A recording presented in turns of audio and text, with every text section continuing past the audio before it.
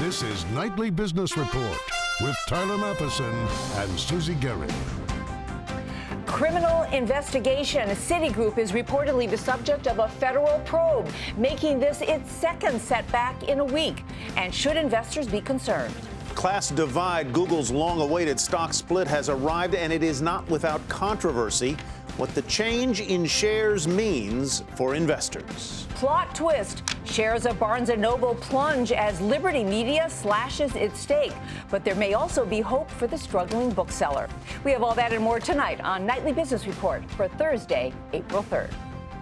Good evening, everyone, and welcome. Thanks for joining us. Citigroup has struggled more than most banks since it was bailed out by Uncle Sam during the depths of the 2008 financial crisis. Since then, it's undergone a handful of management shakeups, battled questions about dubious foreclosure practices, fended off allegations of lax money laundering protections, and faced a number of probes into its banking practices. And just last week, the Federal Reserve rejected Citi's plan to raise its shareholder dividend and jack up its stock buyback plan on concerns about how much capital the bank has on hand. Now, the bank's troubles just got worse.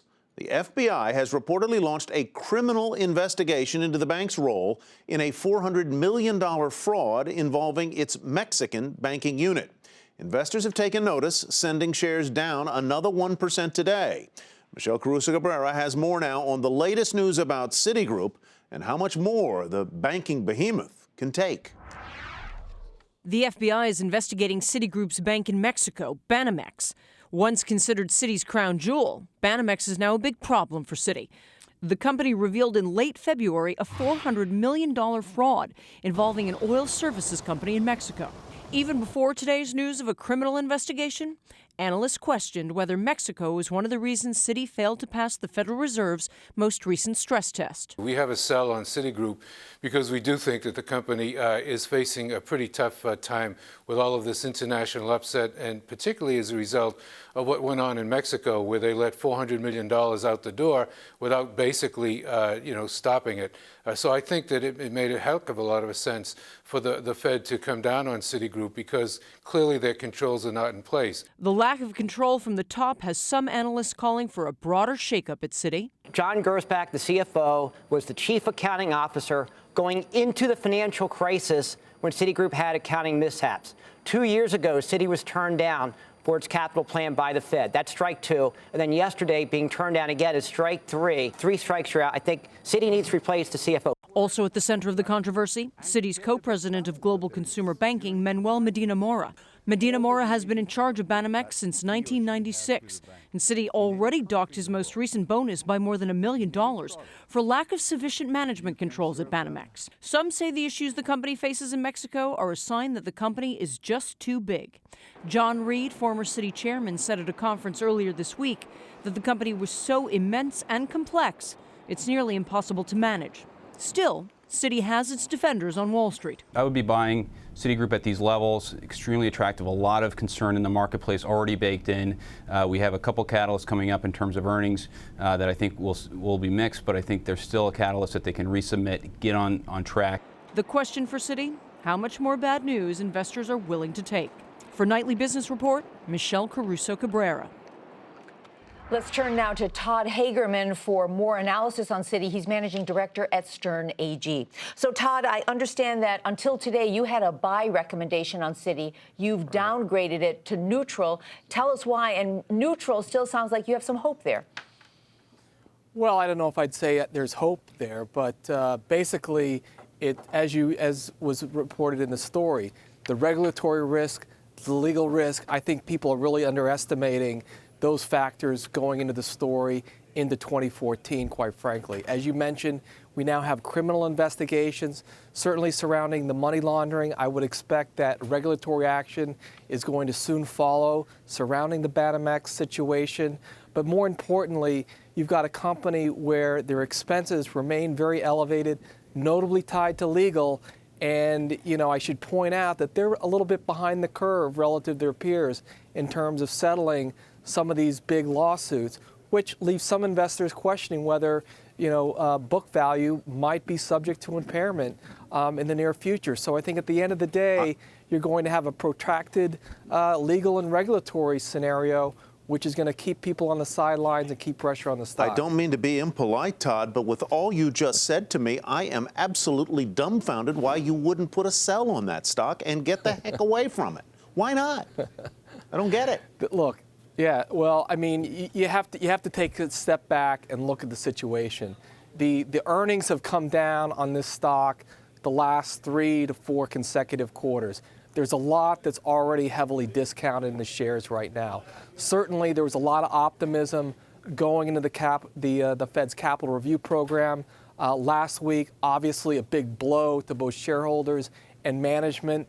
But if you look at the valuation today, there's a lot discounted. I don't think there's a lot of downside here in the stock. By the same token, I think there, I really can't see much upside from here. I just think it's status quo for a period of time. You know, Citi has been under the gun for so long now. In the story that we were just reporting, there was the point that it's just not enough control at Citibank. Is Citi just too big, too complex, too hard to manage? You know, that's an argument that goes back to John Reed, as you reference in your story. This is a very large, complex organization, and I would have to agree, no single individual is capable of managing this company. And it's been proven time and time again. We're starting to see a revolving door within the CEO office over the last few years. And, it's a very challenging operation when you have a global network that stretches, from, Asia to here in North America to Latin America. Very difficult, and in particular, the Fed is going to have a hard time understanding your control mechanism within an organization like that. All right, lots to talk about here. Thank you so much, Todd. Todd Hagerman, financial services analyst at Sterne Agee. And another big bank behaving badly and looking to pay a hefty fine for it. Bank of America is close to an agreement to settle allegations that it forced customers to sign up for extra credit card protection services they didn't need. The bank will pay the Consumer Financial Protection Bureau more than $800 million. It was close, but there were no records broken on Wall Street today, at least not for the full day. Stocks began the day sprinting higher, with both the Dow and the S&P 500 in all-time record high territory for a while there. Today's driver, growth in the services sector of the economy last month, but a spike in first-time jobless claims last week and a jump in the nation's trade deficit in February prompted a pullback, especially ahead of tomorrow's big March employment report. At the end of an up-and-down day, the Dow ended just a fraction of a point lower. The Nasdaq was down 38 on a sell-off in biotech and technology shares, and the S&P was off 2 points from Wednesday's record close. Now, if you were following shares of Google today, no, you weren't seeing double. This was the first day of trading for two separate classes of Google stock. There was Class A and Class C. And unlike a lot of big tech names today, shares of both classes rose, but only by a fraction. So what's behind the two different classes of Google stock? And who are the big winners in the split? Josh Lipton explains. Google's motto is "Don't be evil." Another motto could be "Don't share the power." In Silicon Valley, power can mean having a say over the direction of a company by being a shareholder with voting rights. Before today, there were only two classes of Google stock. Class A shares carry voting rights. If you own one share of Class A stock, then you have one vote. But co-founders Sergey Brin and Larry Page maintain control of Google using Class B shares that carry 10 votes for each share. The two, along with Eric Schmidt, Google's executive chairman, control more than 60% of the vote, which gives them control over the company's future. Starting today, investors can buy Class C shares, but that stock carries no voting rights. Why do this? Because it means Brin and Page can now use this new class of stock to compensate employees or to make acquisitions without giving up any control of the company. It does protect their long-term control in Google. But I think if you look at Google, they've really had control from day one. They did have the initial 1 vote per and 10 votes per distinction, and investors did incredibly well. If you adjust for this move, you're basically looking at a $42.50 IPO price, and now the stock trading in the neighborhood of $600. What does this mean for the average Google investor? Not much. The value of their stock hasn't changed. They just now own two classes of shares instead of one. Other companies in the S&P 500 that also have different classes of stock include Comcast, CBS, and Facebook. The social network's Class B stock, which is mostly owned by CEO Mark Zuckerberg, retained the majority of voting rights. In just the past few months, Google has been on a shopping spree. The company acquired smart thermostat maker Nest Labs for $3.2 billion and Boston Dynamics, which makes robots. Google has bought more than 20 companies over the past year.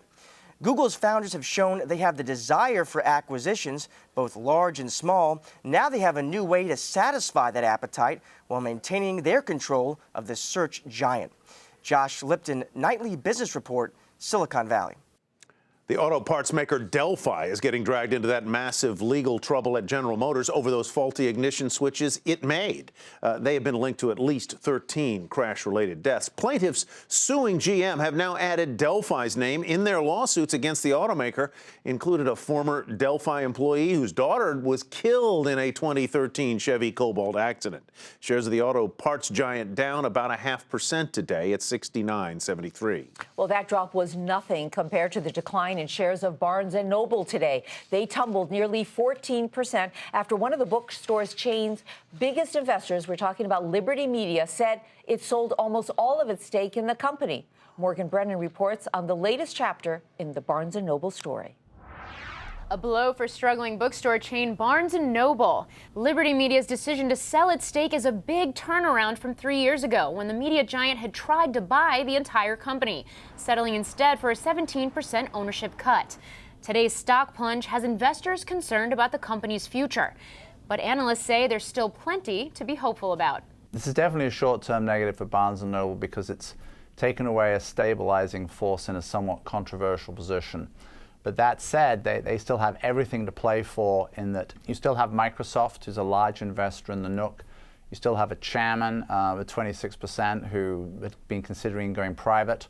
And most importantly, you still have a stock that's very inexpensive. Analysts believe that Barnes & Noble's revenue strength and ultimately its survival as a company depends on the very thing that's driven so many competitors, like Borders, out of business: its retail stores. I think the surprise in the space has been is just how strong print sales have been. And ironically, there have been complaints in New York recently about the number of stores closing as people are realizing they like to go to bookstores. This is very different from a lot of the other businesses that went digital and just completely left behind the last distributed medium. There are even stories now of children who watch movies on their iPhones still actually wanting to read print books. So that really is and that asset should continue for a long, long time. Still, Barnes & Noble faces many hurdles. As Liberty sells out of its stake, the move erodes some of the financial stability Barnes & Noble has gained from that investment. And then there's the Nook, the e-reader it partners with Microsoft on. Once a bright spot for the company, the device has been losing money, with sales down 50% last quarter. For Nightly Business Report, I'm Morgan Brennan in Los Angeles. Still ahead, Coke fires back at an activist investor as the battle over executive compensation at the firm bubbles up.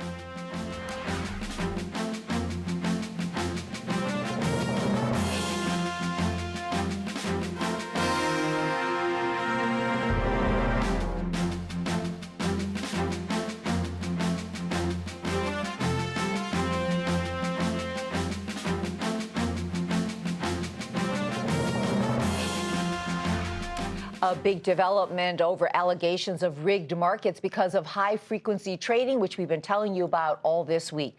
Interactive Brokers, this is the online stock trading service, is now giving customers the option of specifying whether they want to make trades using high-frequency technology or have their orders go only through an IEX trading platform that avoids so-called HFT technology.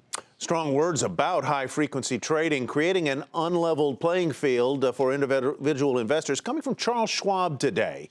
In a statement, Schwab said high-frequency trading is, quote, a growing cancer that needs to be addressed. He said traders using that technology are, again quoting here, gaming the system and reaping billions in profit in the process. And here's another hot button issue back in the news: executive compensation. This time, Coca-Cola's in the spotlight on how much it pays its top executives at a time when the company's stock price has fizzled, soda sales are down, and consumer tastes are changing. Sarah Eisen has the story. Coca-Cola finding itself in a very unusual public fight with one of its investors over executive pay. David Winters, a longtime value investor, is criticizing Coke's 2014 equity plan, which outlines the amount of stock and options awarded to employees over the next few years. He says it's overly generous at the expense of shareholders because it dilutes the value of their share by as much as 14 to 16%. When you look at it realistically, there's an awful lot of money being transferred from the shareholders' pockets to management of a company that's not growing very fast. It's just not right. We think it's wrong. Winters, who owns 2.5 million shares of Coke stock, has sent letters to Coke's board and to fellow investors, including Warren Buffett, who's Coke's top shareholder, urging them to vote against the plan. But Coke is fighting back, saying Winters is misinformed and his math simply does not add up. A lot of these awards are very dependent on stock price. Our investors really like that because management doesn't get paid unless the company performs and unless our investors get an additional return on theirs. CEO Muhtar Kent actually saw his total compensation drop more than 30% last year because the stock underperformed. Winters is also questioning Kent's role as chairman of the board, saying it's a conflict of interest when it comes to making decisions about executive compensation. Coke rejects that idea as well. Our board strongly believes that a combined chair and CEO is the right structure for our company. And it's important to note that compensation committee sets the compensation for our company. So the compensation committee is comprised entirely of independent directors. So there is not a conflict of interest for having a combined chair CEO role. Executive compensation has always been a hot topic for shareholders. No word yet on Coke from Warren Buffett. Shareholders will get their say, though, on April 23rd at the annual meeting when the plan is up for a vote. Until then, Mr. Winters and Coca-Cola are digging in their heels. For Nightly Business Report, I'm Sarah Eisen. Micron Technology swings to a profit, and that is where we begin tonight's market focus. The chip maker reported better than expected results and sharply higher revenue, helped by a strong recovery in chip prices. Also, its recent acquisition of a memory company helped results. Better memory always helps. Shares were up initially after hours. The stock ended the regular session down nearly 1.5%, $24 even, the close there. Battle is brewing over Yelp reviews. The Federal Trade Commission revealed that it has received more than 2,000 complaints about the review site over the past 5 years. And according to an article in the Wall Street Journal, most of those complaints are from small businesses that claim to have received unfair reviews, often after turning down a pitch to advertise on the site. Shares plunged 6% to $70.61. Anadarko Petroleum shares jumped after announcing the biggest environmental settlement on record. It'll pay more than $5 billion to settle claims stemming from the 2009 bankruptcy of Tronox. This was a supplier of paint materials. The government suit was asking for $25 billion to clean up 85 years of pollution left behind by the company's Kerr-McGee unit. Investors were relieved that the case is finally closed, and shares surged 14% to $99. Perry Ellis's shares popped even though the clothing maker reported a fourth quarter loss. The company says it's disappointed with the results and blamed it on bad weather and slow traffic in the malls. But earnings did end up topping estimates, and that's what investors focused on. The stock rose more than 2.5% to $14.62. And Vivis shares tumbled on a downgrade. Piper Jaffray lowered its rating on the stock to underweight and slashed its price target to $3 from $8. The firm cited concern over the outlook for the company's anti-obesity drug. Vivis fell more than 5.5% to $5.83. Well, some good news about jobs. Just one day ahead of the Labor Department's all-important March employment report, the outplacement firm Challenger Gray & Christmas says that U.S. companies planned only 34,000 layoffs in March. That's a good number unless you're one of the 34,000. That added to the number of announced job cuts in the first quarter and made it come in at a 19-year low. Well, despite a string of strong economic data and the major stock indexes near record highs, a recent study suggests more and more people don't consider themselves middle class and feel their version of the American dream is moving increasingly out of reach. Hampton Pearson has more.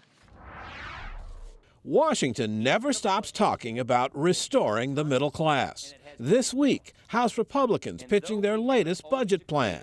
Americans continue to ask the question, where are the jobs? And too many middle-class families and small businesses continue to struggle in this economy. Ditto President Obama on the road in Michigan pushing for a higher minimum wage.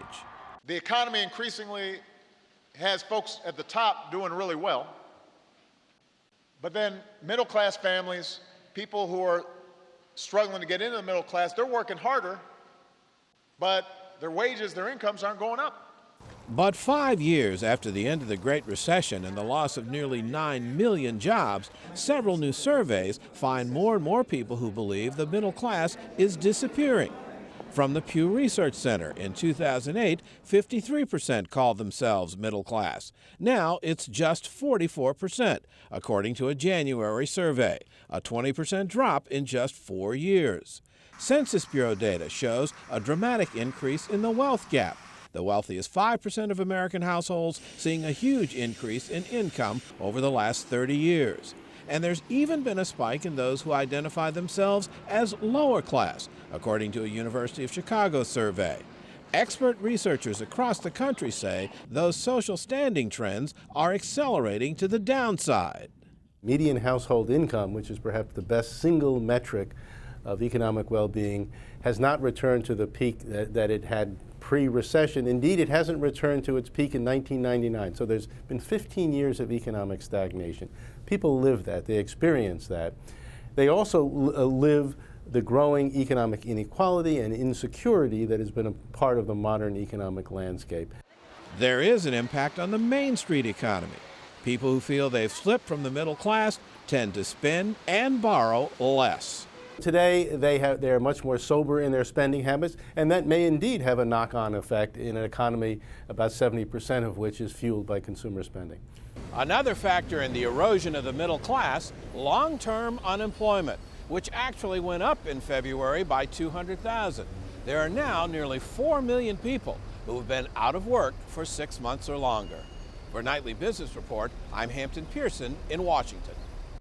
Coming up on Nightly Business Report, how the young and healthy really feel about paying for health insurance and why it's such a challenge to get them to sign up.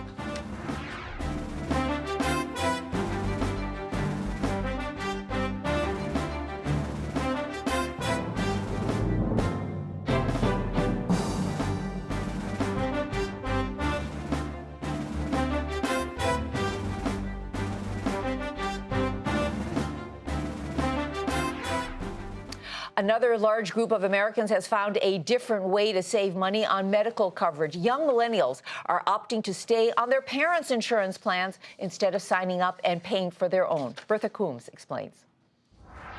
For Jay Lundeen, navigating health benefits when he got a job as an account executive was a lesson in sticker shock. It was going to be $100, $150 for me every month. The 25-year-old opted against taking benefits from his employer, Case & Nightingale, because under the ACA, he was able to get coverage on his dad's insurance. He managed to work it out with his company and basically just get me covered without any extra cost to him. So at that point, the calculation was very easy to make. It was, oh, I can pay for health insurance through my company, or I can stay with my dad and it doesn't cost him anything and it doesn't cost me anything until I'm 26. More young workers like him are taking the mom and dad route. According to new data from payroll processor ADP, since 2010, workers under 30 at the nation's largest companies saw their eligibility for insurance rise over 4%. Yet their rate of enrollment in company plans dropped over 7.5%. ADP officials say for many, the core issue is cost. Certainly when you look at this population of under 30, they're at the beginning of their careers and their salaries would tend to be lower than other age group populations. Big firms need healthy young employees to sign up for their plans to offset the costs of older workers. To engage them, they need to focus on affordable options and on benefits that matter to them, says youth policy advocate Jen Mishry. Young people tend to use certain services, mental health services, preventive care, the kinds of services that young people really need and value. We could see a shift in 2016. Under ACA, employers will be able to enroll workers automatically in benefit plans. Also in 2016, steeper fines kick in under the individual mandate. Jay Lundin has thought about just paying a fine next year, but he'll likely opt for coverage. I will buy it, but perhaps a little grudgingly. Bertha Coombs, Nightly Business Report, New York. To read more about young millennials and how they're dealing with their health care issues, go to our website, nbr.com. And finally tonight, a renovation that's nearly 40 years in the making. Some of the most iconic artifacts of American aviation and space history will be getting updated displays at the Smithsonian's really wonderful National Air and Space Museum in Washington, thanks to a $30 million donation from Boeing. Among the pieces getting brand new displays after the 2-year project, Charles Lindbergh's Spirit of St. Louis propeller plane that crossed the Atlantic, John Glenn's Mercury capsule from NASA's first Earth orbit, and the centerpiece of the museum, the Apollo lunar module from the very first moon landing in 1969. Now, don't worry if you're planning a trip this summer. The museum will be open during the renovations. It is a favorite, especially for young kids. Sounds fantastic. That's Nightly Business Report for tonight. I'm Susie Garrett. Thanks for watching. And I'm Tyler Matheson. Have a great evening, everybody. I won't see you here tomorrow. I'm off, but she will. I'll be here with Bill We'll see you Griffin. then. Thanks so much. See you tomorrow.